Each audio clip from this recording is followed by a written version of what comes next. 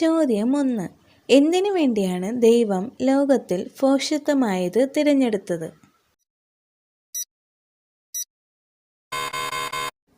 ഉത്തരം ജ്ഞാനികളെ ലജ്ജിപ്പിക്കുവാൻ.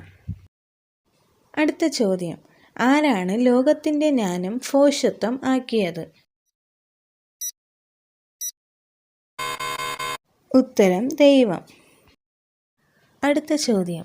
മനുഷ്യരെക്കാൾ ജ്ഞാനമേറിയത് എന്ത്? ഉത്തരം ദൈവത്തിൻ്റെ ഭോഷത്വം. അടുത്ത ചോദ്യം. പ്രസംഗത്തിൻ്റെ ഭോഷത്വത്താൽ ആരെ രക്ഷിക്കാനാണ് ദൈവത്തിന് പ്രസാദം തോന്നിയത്? ഉത്തരം വിശ്വസിക്കുന്നവരെ. അടുത്ത ചോദ്യം. ബലമുള്ളതിനെ ലജ്ജിപ്പിപ്പാൻ ദൈവം ലോകത്തിൽ തിരഞ്ഞെടുത്തത് എന്തിനെ? ഉത്തരം ബലഹീനമായത്. അടുത്ത ചോദ്യം. ക്രിസ്തു വിഭാഗിക്കപ്പെട്ടിരിക്കുന്നുവോ എന്ന് ചോദിച്ച വ്യക്തി ആര്? ഉത്തരം പൗലോസ്. അടുത്ത ചോദ്യം. ആരാണ് സകലത്തെയും വിവേചിക്കുന്നത്?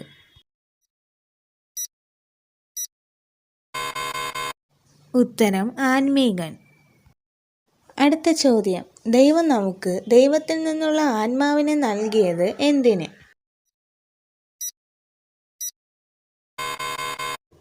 ഉത്തരം അറിവാനായി. അടുത്ത ചോദ്യം. ദൈവത്തെ ആരായുന്നവൻ ആര്?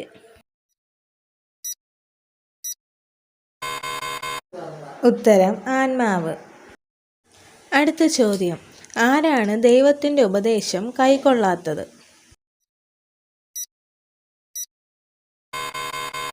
ഉത്തരം പ്രാകൃത മനുഷ്യൻ. അടുത്ത ചോദ്യം. തികഞ്ഞവരുടെ ഇടയിൽ പൗലോസ് സഹോദരന്മാരും സംസാരിച്ചത് എന്ത്? ഉത്തരം ജ്ഞാനം. അടുത്ത ചോദ്യം. ദൈവത്തിൻ്റെ മന്ദിരം നശിപ്പിക്കുന്നവനെ നശിപ്പിക്കുന്നവൻ ആര്? ഉത്തരം ദൈവം. അടുത്ത ചോദ്യം. ജ്ഞാനികളുടെ വിചാരത്തെ കർത്താവ് എന്താക്കി തീർക്കുന്നു? ഉത്തരം വ്യർത്ഥമാക്കുന്നു. അടുത്ത ചോദ്യം. യേശുക്രിസ്തു എന്ന് ഇട്ടിരിക്കുന്ന അടിസ്ഥാനത്തിന്മേൽ പണിയുന്നവൻ്റെ പ്രവൃത്തി എന്തിനാലാണ് വെളിപ്പെട്ട് വരുന്നത്? ഉത്തരം തീയാൽ. അടുത്ത ചോദ്യം. ആകയാൽ കർത്താവ് വരുവോളം സമയത്തിന് മുൻപേ എന്ത് ചെയ്യരുത് എന്ന് പറഞ്ഞിരിക്കുന്നു? ഉത്തരം ഒന്നും വിധിക്കരുത്. അടുത്ത ചോദ്യം. വിധിക്കുന്നത് ആര്? ഉത്തരം കർത്താവ്. അടുത്ത ചോദ്യം. ആരും ആരിൽ പ്രശംസിക്കരുത്? ഉത്തരം മനുഷ്യനിൽ. അടുത്ത ചോദ്യം. നമ്മുടെ പെസഹ കുഞ്ഞാട് ആര്? ഉത്തരം ക്രിസ്തു. അടുത്ത ചോദ്യം. നിങ്ങളുടെ ശരീരങ്ങൾ ആരുടെ അവയവങ്ങളാണ്? ഉത്തരം ക്രിസ്തുവിൻ്റെ.